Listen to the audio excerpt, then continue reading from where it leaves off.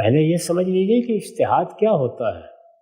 اللہ تعالیٰ نے ہمیں مذہب کے بارے میں، اپنے دین کے معاملے میں یا قیامت میں سرخروئی کے لیے جو ہدایت دی ہے وہ دو صورتوں میں ہے۔ ایک قرآن مجید اللہ کی آخری کتاب ہے، دوسرے وہ سنت جو رسول اللہ نے جاری کر دی، جس کے تحت ہم نماز پڑھتے ہیں، روزہ رکھتے ہیں، عبادات کرتے ہیں، حج کرتے ہیں۔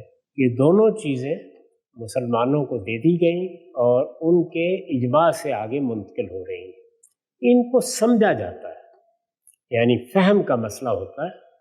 مثلا قرآن مجید کی ایک آیت کو میں سمجھتا ہوں، ہو سکتا ہے آپ مجھ سے اختلاف کریں، تو یہ تعبیر ہے، یعنی اللہ کی بات کو سمجھنا، اللہ کی بات کو انٹرپریٹ کرنا۔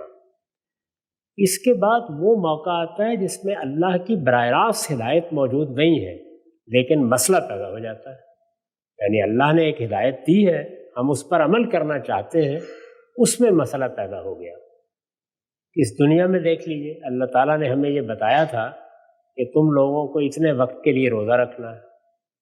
ویسے علاقوں میں لوگ چلے گئے جہاں سورج ہی طلوع نہیں ہوتا، جہاں اس طرح دن اور رات ہی نمودار نہیں ہوتے، تو روزہ تو رکھنا ہے۔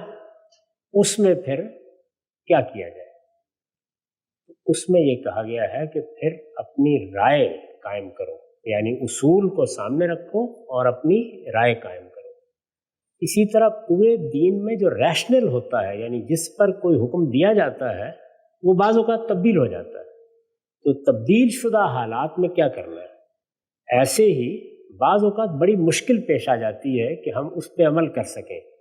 آج کے دور میں ایک ڈاکٹر ہے، آپریشن کر رہا ہے کھڑے ہوئے، اب اس کو نماز کا وقت ہو گیا، کیا کرنا ہے؟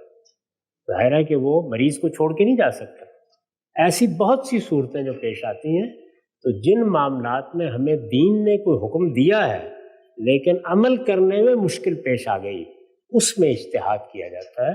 یہ اجتہاد ضروری ہے، ہوا اور پانی کی طرح میری اور آپ کی ضرورت ہے، اس کے لیے کسی استدلال کی ضرورت نہیں ہے۔